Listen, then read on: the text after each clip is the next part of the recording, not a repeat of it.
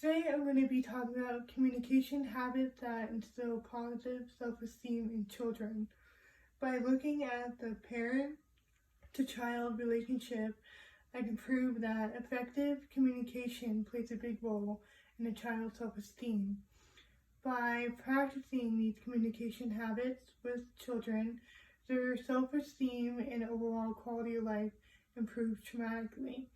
According to a survey, 70% of parents say that they struggle to communicate meaningfully with their child. Two ways a parent can effectively communicate with their children are by self-assessment and keeping their children informed.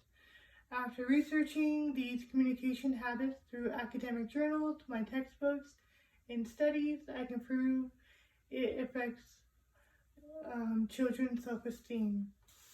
The first communication habit I researched is self-assessment. By parents using self-assessments, children improve on how they make connections towards their behaviors and performances. By emphasizing on these connections, children become aware of the outcome and can then change and reflect on the environment around them. Self-assessment is asking a child a question. So when a child gets a bad math grade, instead of yelling at them, you can then ask what they could have done to get a better grade, and how does that grade make them feel. According to mentalhealth.net, children with a higher self-esteem feel that they have more value and are better problem solvers. It's also proven that children have a healthy balance between liking themselves and knowing that they can grow and change.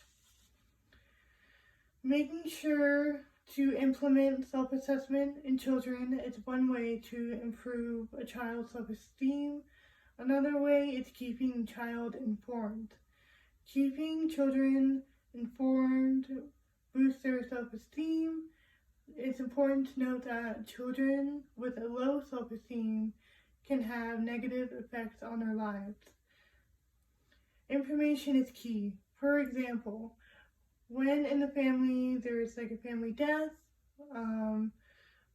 when you're moving, or if mom and dad are having marital problems, it's important to keep your child informed of these and why these life events are happening. Some negative effects of a low self-esteem in children can be a decline in academic achievement and also mental health. Both of these communication habits are effective in achieving a higher self-esteem and overall general well-being.